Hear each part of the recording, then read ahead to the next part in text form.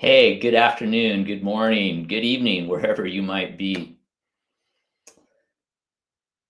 During the lead up to Russia's invasion of Ukraine, and after an unprecedented, and even after, there was an unprecedented level of cooperation that took place. The US, the UK, the Canada, the European Union, they all worked together to participate in sanctions against Russia. In fact, the willingness of many of these countries to participate and risk disrupting their own economies really surprised a lot of experts. But it hadn't always been like this. Beginning in April of 2021, the U.S. Deputy Treasury Secretary Wally Adeyemo began contacting officials, finance officials in the Group of Seven, to learn why their countries had not joined earlier US led sanctions efforts. He wanted to know what might persuade them to participate in future ones. Well, many of these officials, including the Director General of the French Treasury, Emmanuel Moulin, responded that they didn't want to sign on to punitive measures that the US had already crafted. They wanted to be a part of the design process from the beginning. When it comes to engagement, whether you're involved in international politics and diplomacy or working with people in your brewery, your cellar, your packaging team, your sales team, your tap room, people support what they help create. People support what they help create. And the power of this 10-step improvement challenge, the design steps that we're going to talk through today, the power in it is that it's not assigned to employees. It's that employees create it themselves. They build their own engagement.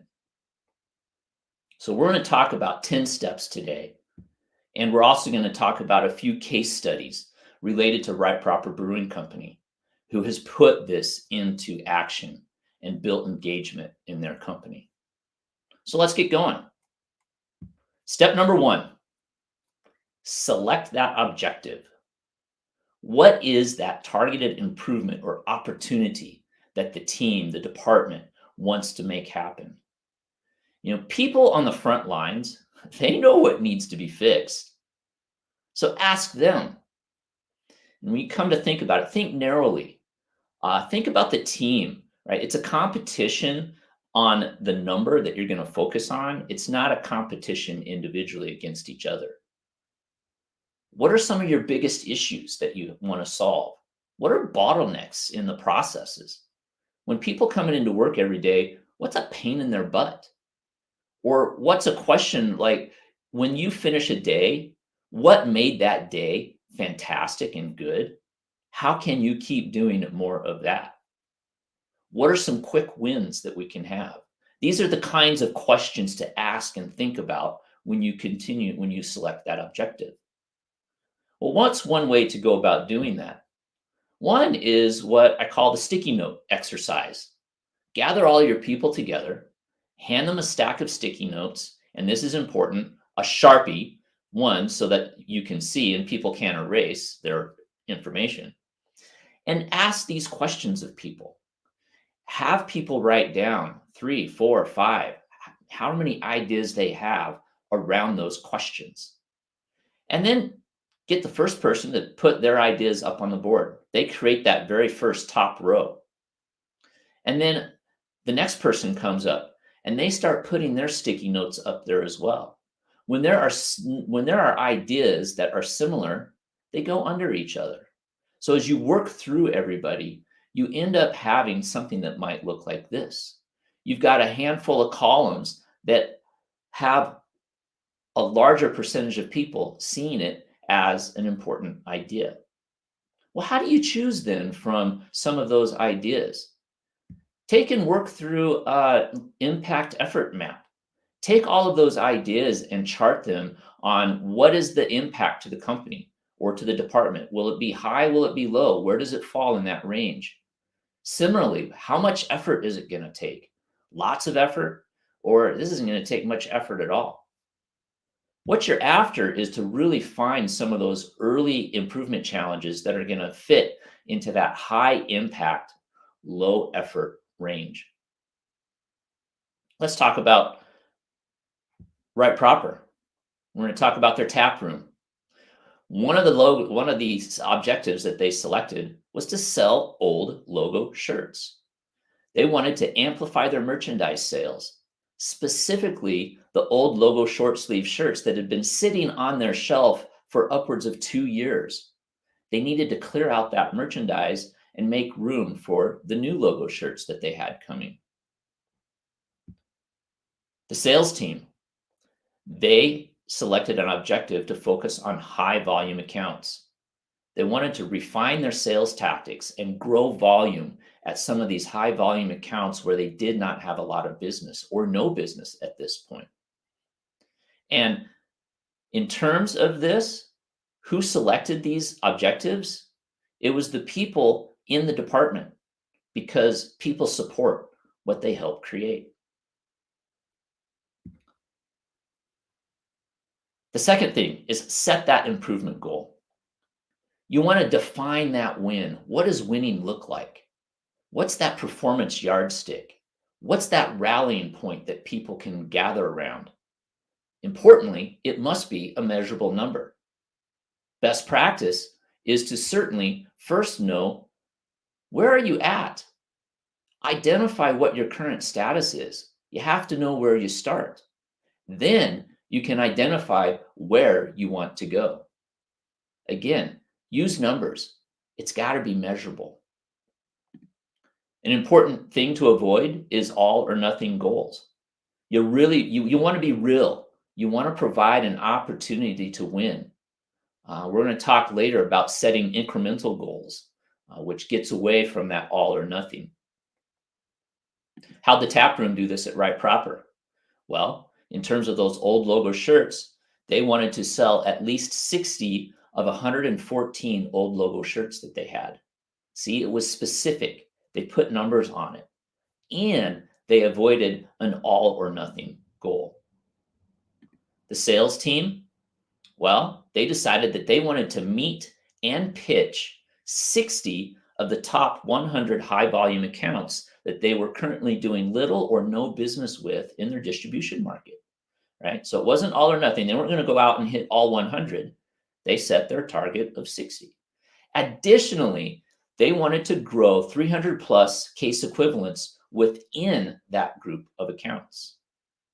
And back to that people support what they helped create, it was the sales team and it was the taproom team who set those numbers and set those goals. So your third step, estimate the benefit.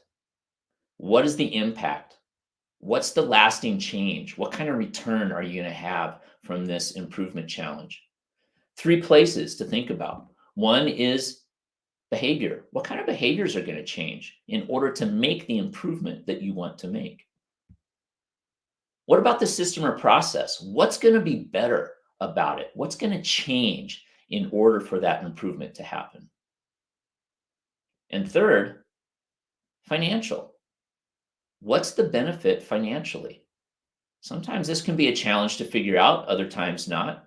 Yet it's important to guesstimate the financial improvement and write it down in dollars, because we're going to refer back to this when we get to a later step. Right Proper, the tap room, their behaviors that they wanted to change to make the improvement was asking for the sale. Similarly, processes, they were going to improve their merchandise display. What's the financial benefit? Even though they were going to sell the t-shirts on sale at $10 a piece, they were anticipating $600 in revenue. So they put a number on it. The benefit that the sales team came across in terms of behavior, it was really changing their focus and changing their focus to where it really mattered, those high volume accounts. Processes involve tactics. They're going to try out new tactics for how they approached and how they sold into big accounts. And finally, that $7,000 selling 300 case equivalents would be $7,000 in revenue. The thing is, we'll talk about this later, is that this is just a partial. If we annualize that, it actually came out to about $28,000. Again, the benefit, people are estimating this themselves because they are building this design. They support what they help create. Fourth, this might seem small, yet it's really big. Identify the participants. It's really important that people know who can really impact that goal. Best practice, write down their individual names. Seriously, write the names down. People, it's important that they know who is involved. And in this case, it's also who's going to be your scorekeeper, because we're going to talk about scoreboards down the road. Maybe even a cheerleader in the keep the team moving forward when maybe the improvement challenge becomes a little difficult. In the case of Right Proper, yeah, here's the names. In fact, those asterisks, those are the people who kept score. Again, people are supporting what they help create. All right, number 5, determine the time frame. Right? You want it long enough in order to accomplish the goal, yet you want it short enough that you can maintain interest. Best practice is anywhere from 6 weeks to 90 days. Additionally, really important, write down your start date and the end date along with that time frame. If you have a start date, and this is when we're going to go, you know you're going. So write it down along with that time frame. The tap room, they decided on a 90-day challenge. They set benchmarks at 30, 60, and 90 days. We'll talk a little bit more about the importance of those benchmarks and the intermittent pieces there. And again, they wrote down their start and end dates.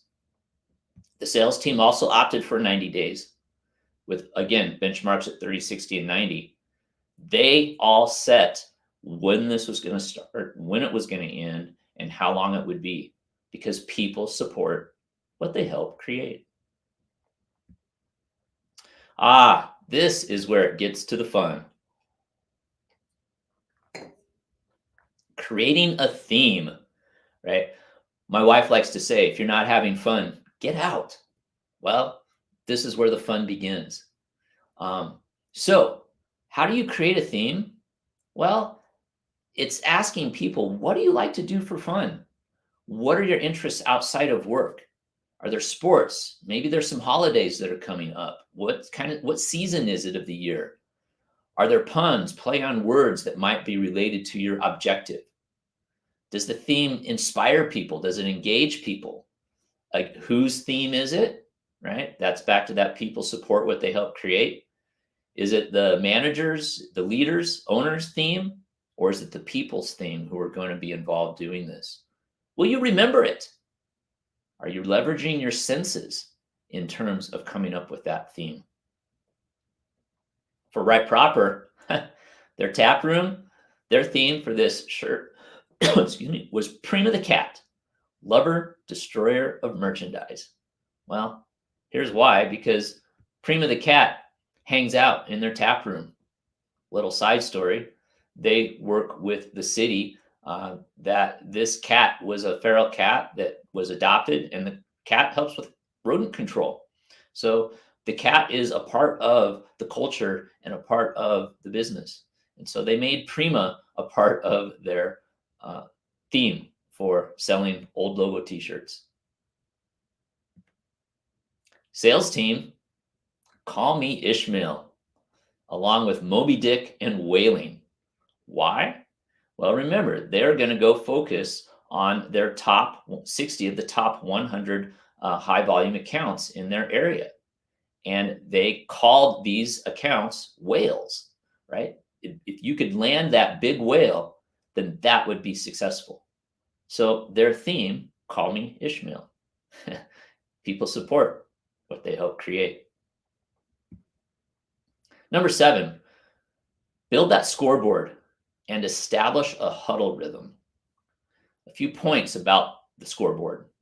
1, it's got to be simple. It's got to be easy to understand.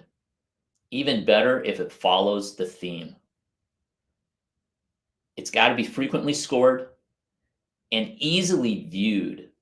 Easily viewed means, where can that scoreboard reside that all of the people involved in the challenge see it on a regular basis?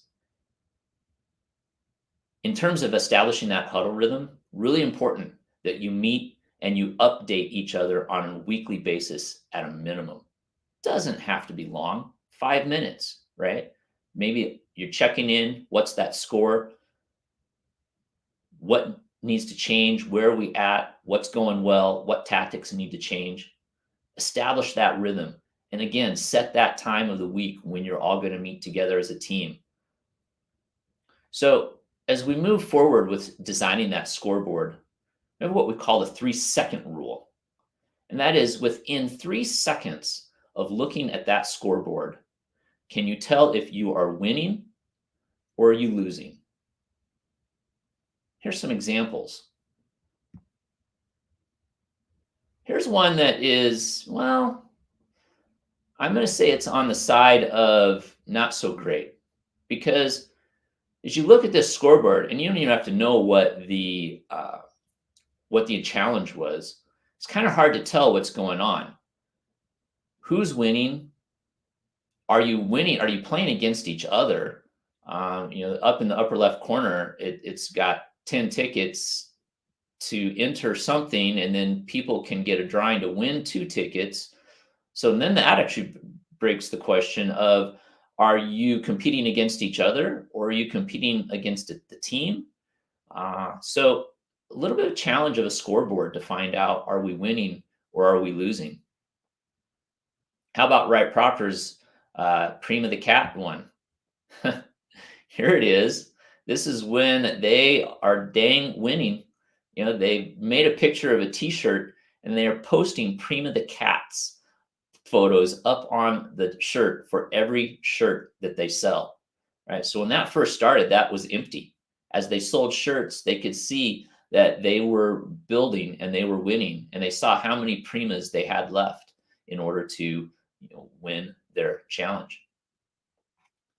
3 seconds, right? Are you winning or are you losing? Here's the sales team. Call me Ishmael. Yeah, they actually have whales, right, in the water. And you see up in the upper left corner, their little sticky tabs are going to be the harpoons. So this is at the beginning. This is almost towards the end. Are they winning or are they losing? In fact, even wrote the names of the accounts that they visited on each of those harpoons that hit the water. Again, people are supporting what they help create. And it's fun. Here's another one from Wright Proper. Their management team designed a challenge to get to know all of their people better. And they had a challenge called Fill the Keg with Conversation. You can see that they have their dates down below. It was about a 60-day challenge. And what they did is, with each conversation that they were going to have, they filled out again a little sticky note that was in the little ellipsis thing.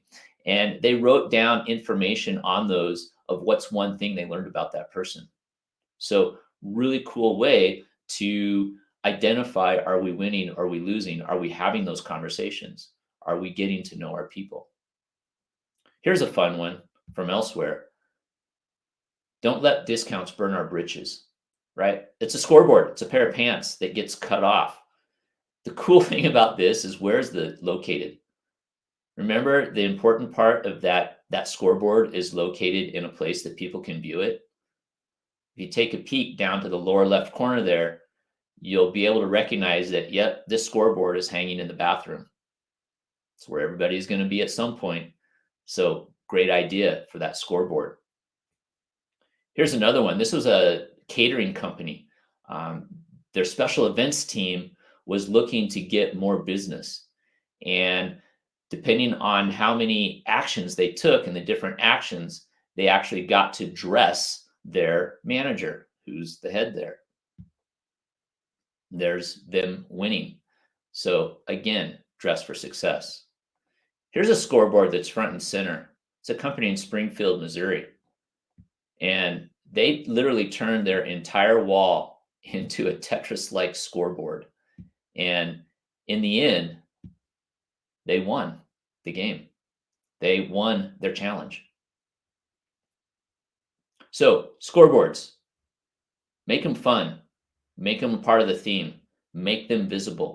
And are you winning or losing within 30 seconds? Do people know?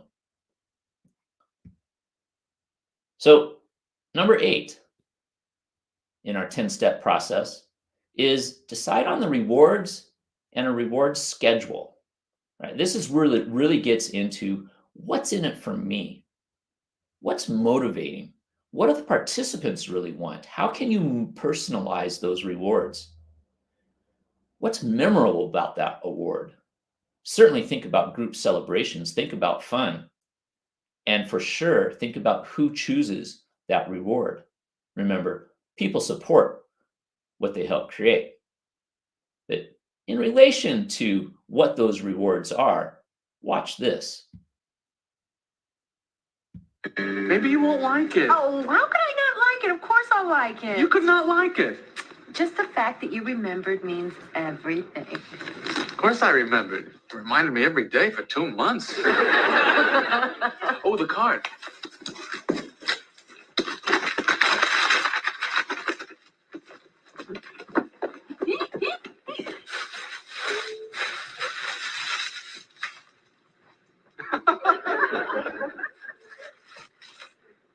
Cash? What do you think? You got me cash? Well, that's right. I figure you can go out and get yourself whatever you want. No good? Are you my uncle? Hey, come on. It's $182 there. I don't think that's anything to sneeze at. Let me see the card.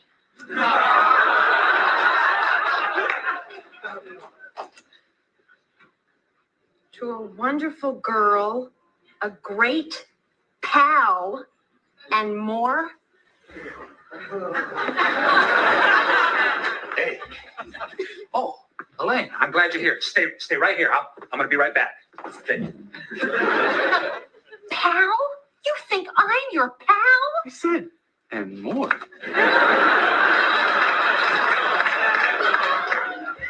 I am not your pal. What's wrong with pal? Why is everybody so down on pal? Oh, what is this? Yeah. You got me something? Yeah, open. Oh, This. Kramer! Oh, the bench! You got me the bench!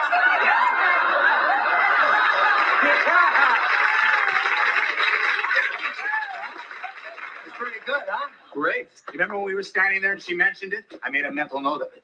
Well, goody for you. Oh, yeah. See, I'm very sensitive about that. I mean, someone's birthday comes up, I keep my ears open. So what'd you get her? $182. Cash? You gotta be kidding. What kind of gift is that? That's like something her uncle would give her. Think where man's glory most begins and ends, and say my glory was I had such a friend. Yates.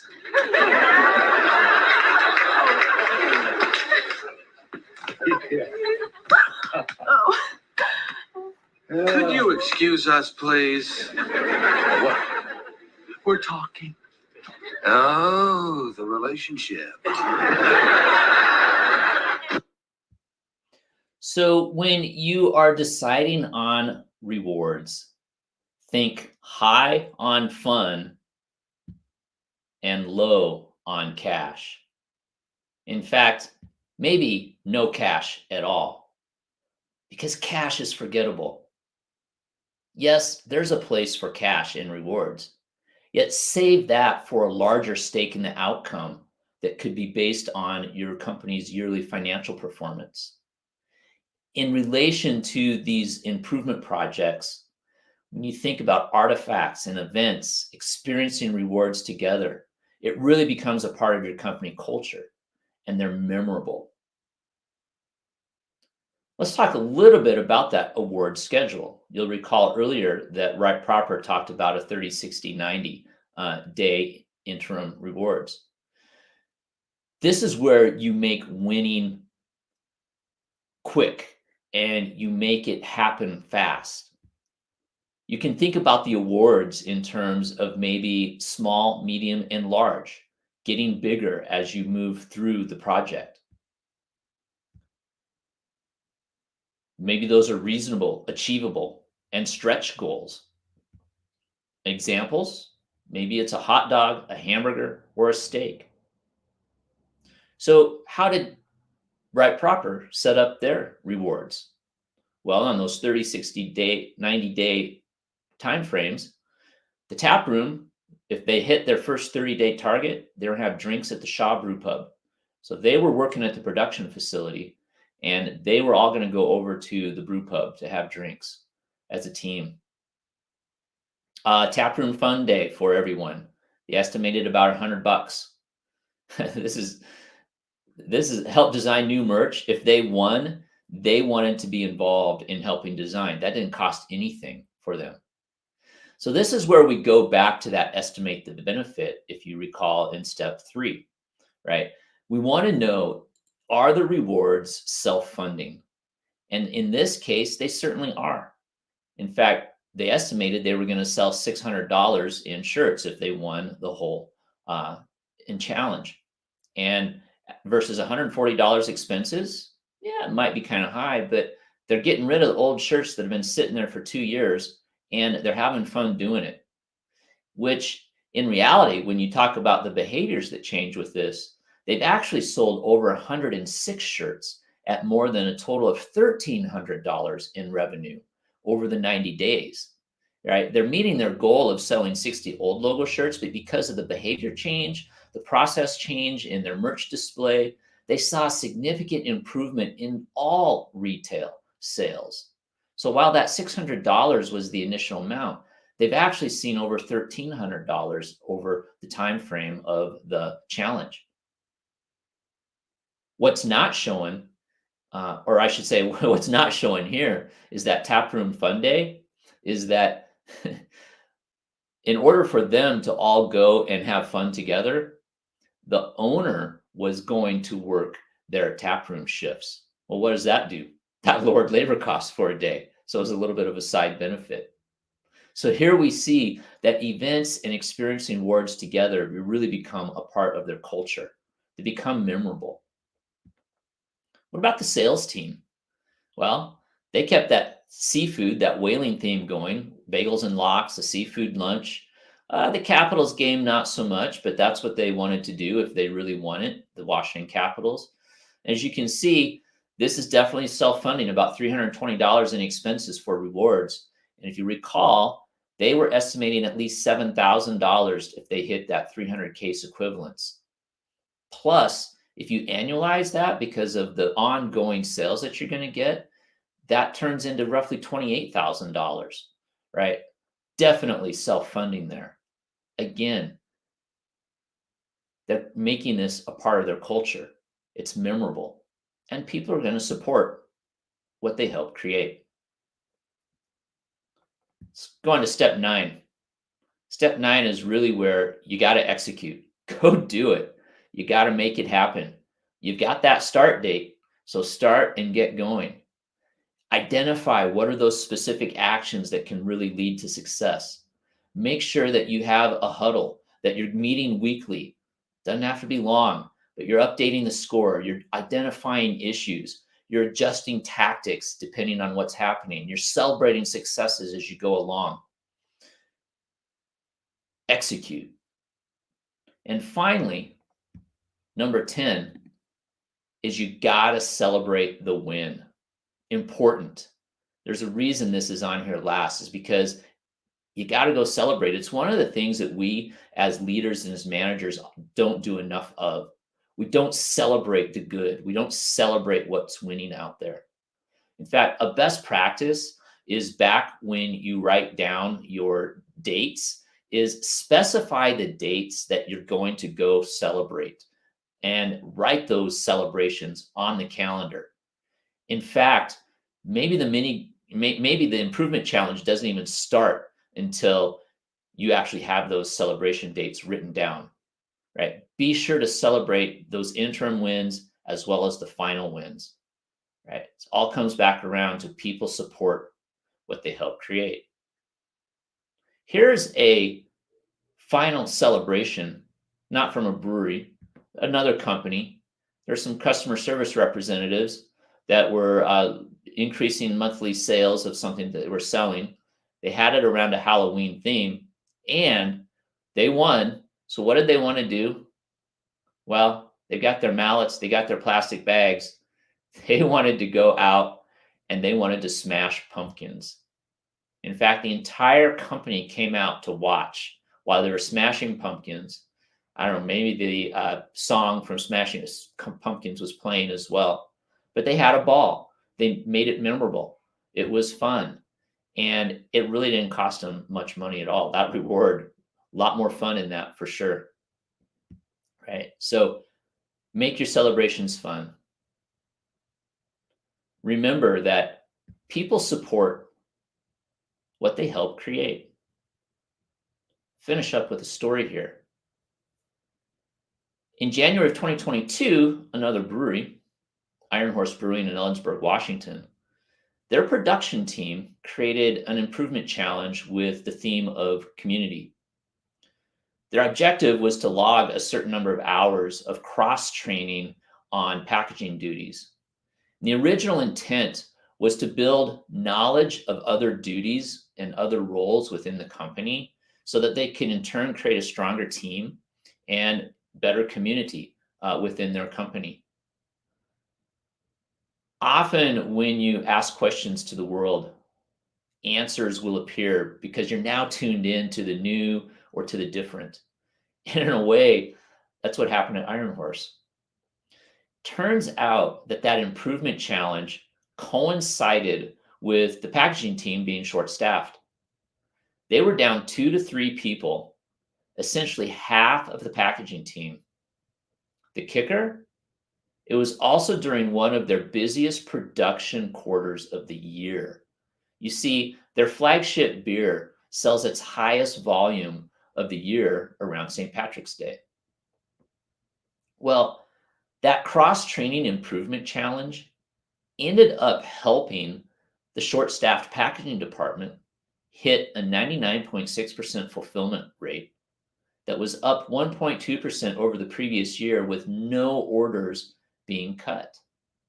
And they did it all with the packaging team being short-staffed. That cross-training helped.